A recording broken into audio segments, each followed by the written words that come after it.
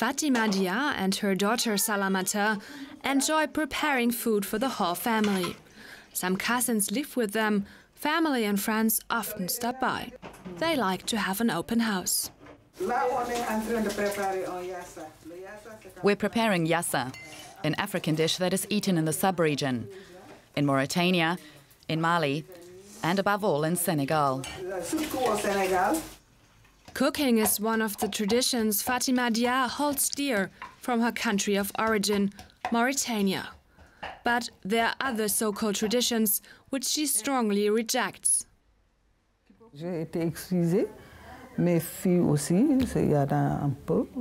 I was cut, and excisions were also performed on my 3 oldest daughters.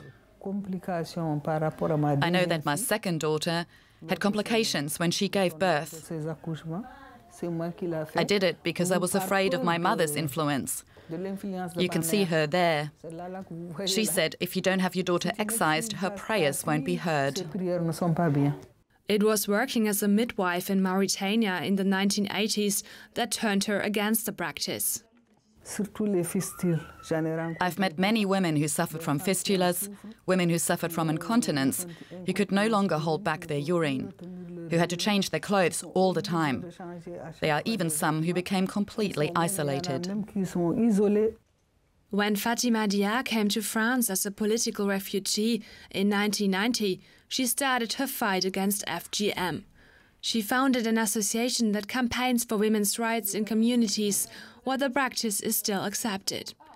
She is also part of a European network which lobbies members of the European Parliament to take a more active stance against FGM. Her daughter Salamata has also joined the fight. I was lucky not to be affected by FGM. I grew up in France, and I think the question never came up for me. But people around me, people I know, are affected by it. In my community, even in my family.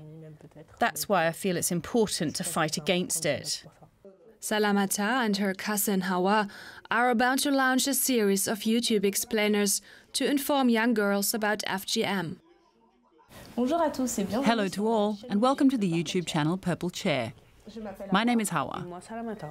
FGM is illegal in France and the rest of the EU. Still, there are up to 125,000 survivors of FGM in France alone.